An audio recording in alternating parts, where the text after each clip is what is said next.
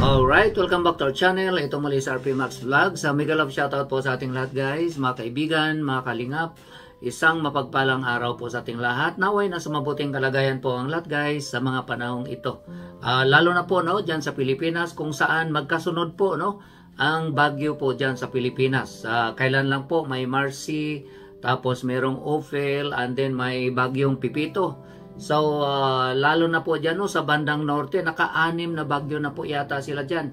Okay, so ingat lang po tayo guys, nasaan man po tayo sa Pilipinas o saan man po tayong dako sa mundong ito. Naway ligtas po ang lahat guys, okay? So, ngayon gusto ko lang pong, una-una po guys, no, gusto ko lang pong batiin ng Happy Mansari ang Danjoy. Mansari po nila ngayon, 16th of the month. Ang wish ko po sa kanila, sana'y marami pa po silang mansari na maranasan, okay, hanggang sa maging anniversary, okay? So, sana magtagal pa ika nga ang kanilang tambalan, okay? So, ngayon guys, gusto ko lang pong gawa ng reaction. Itong live po ni Kalinga Prab kagabi, gusto ko lang pong subukan ko pong sagutin o ipaliwanag, no? Kung ano po yung aking opinion doon po sa kanilang pinagtalunan. Okay, so sa nilagay ko nga po sa thumbnail dahil po sa hindi magkasama ang Jumcar no, sa isang sasakyan, ito nga pong biyahe nila papuntang Baguio, ang mga fans nagtatalo. Okay, actually nag-aaway po sila doon sa comments no.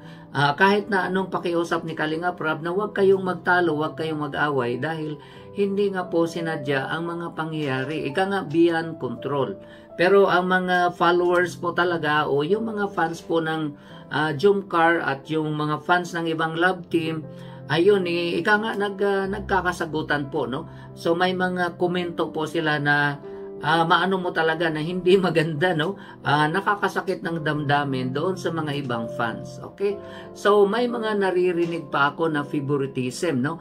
Ika nga pinagbintangan na po nila si Kalinga Prab o nagtatanong sila kung may favoritism ba si Kalinga Prab, no? Of course, wala pong favoritism si Kalinga Prab. Ika nga, lahat po yan kanyang binuo, yung mga love team na yan. At ang gusto niya, siyempre, maging successful sila at maraming views ika nga sa bawat vlog po sa kanila. So yun po yung kanyang purpose at kanyang wish ika nga sa bawat vlog po sa kanila. So ganun ang pagkaintindi ko guys, no? Ganun po yung aking paniwala.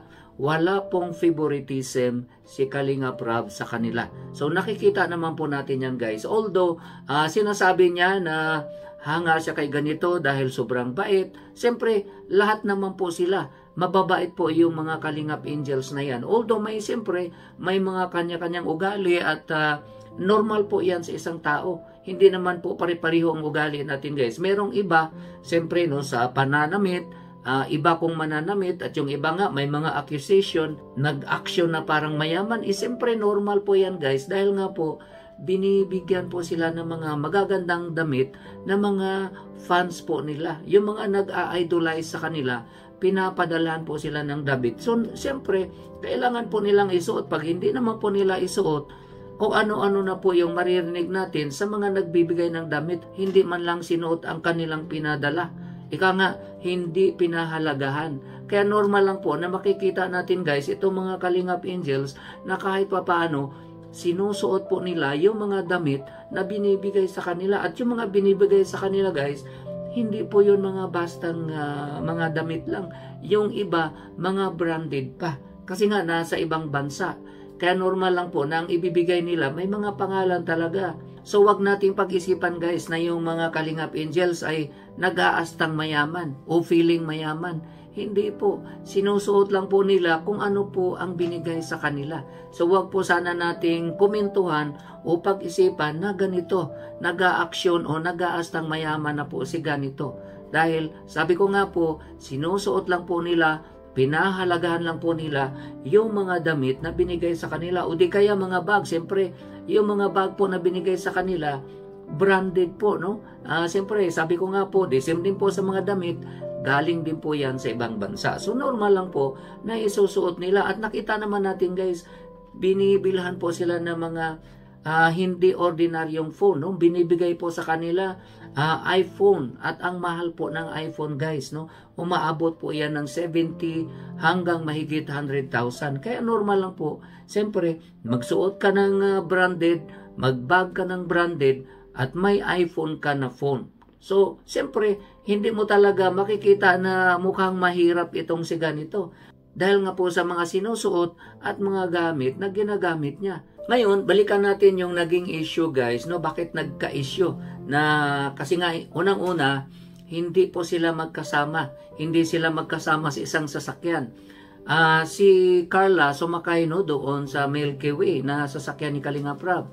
And then itong si Jomar sumakay sa ibang sasakyan dahil nga po na late, okay? Matraffic ka halimbawa, hindi mo na po hawak yun. Hindi mo hawak, hindi mo alam kung matraffic ka o hindi. Kaya naman, siyempre, natural, malilate ka talaga. Hindi ka makasama doon sa van kung saan nandoon dapat si Carla. Okay? Na magkatabi dapat kayo. Pero sa mga nagkomento nga, guys, no, especially yung mga supporters po ng Jomcar, nagre-reklamo. Bakit daw hindi magkasama ang idol nila? Bakit hindi magkatabi? Kasi nga po, nakikita nila sa live ni Kuya Val, magkasama po si Kalingap Edu at saka si Viancy. And then si Rose Ann at saka si Cedric, magkasama din po, no? So, dalawa silang love team na kasama ni Kuya Val. Kaya naiinggit sila, ika nga, yung dalawang love team nandoon, at may nababasa pa sila sa comments, at ika nga nang iinggit. Isang unan lang po ang gamit, no, ni Viancy at saka ni Kalingap Edu, no? Yung po yung nabasa ko sa comments. So, inggit na inggit po, guys, yung mga fans ng Jomcar na sana magkatabi sila. Okay? At meron pang aligasyon na sinadya daw po ni Jomar na magpalit. Okay? Dahil ayaw daw po ni Jomar ng masikip. So, ika nga, sabi nga doon sa nag-comment, pinapabayaan lang ni Jomar si Carla na ika nga doon sa masikip. So, ganun po yung mga aligasyon. Pero, sa tingin ko, guys, no, sabi ko nga po, hindi po yan, yung malilate ka po, hindi mo po yan sinasadya. I doubt na sinadya po ni Jomar na malate, guys. Siyempre. Sabi ko nga po, malate ka lang po ng ilang minuto sa preparation mo, hindi mo na po hawak yung mga pangyayari na kasunod. Baka malate ka sa sakyan. Narinig naman po natin, guys, ang paliwanag ni Kalinga Prab kung bakit si Jomar ay hindi nakasabay doon sa sasakyan kung saan nandoon si Carla. Dahil nga po, na late ito.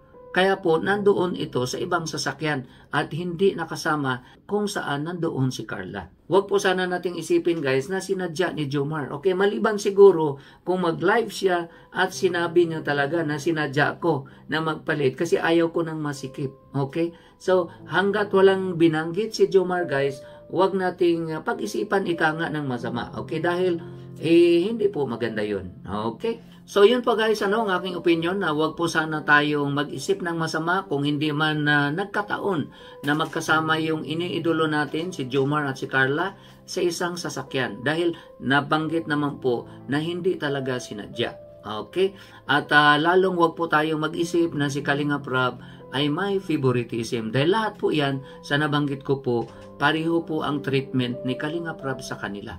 Hanggat mabait sila at sumusunod, ika nga, sa gusto ni Kalinga Prab na mangyari ay wala pong problema. Lahat po yan sila ay pare-pareho ang treatment. Okay? Nabanggit po ni Kalinga Prab doon sa isang nawala na nga po sa Kalingap, kaya naman nawala dahil sinabihan niya na gusto niya ganito, pero ayaw nga sumunod. Kaya mas mabuti pa, ika nga na umalis na lang po siya sa Kalingap dahil hindi naman niya kayang sumunod kung ano po ang gusto ni Kalinga Prab. So, yun po, guys, sana, sabi nga po, love na lang.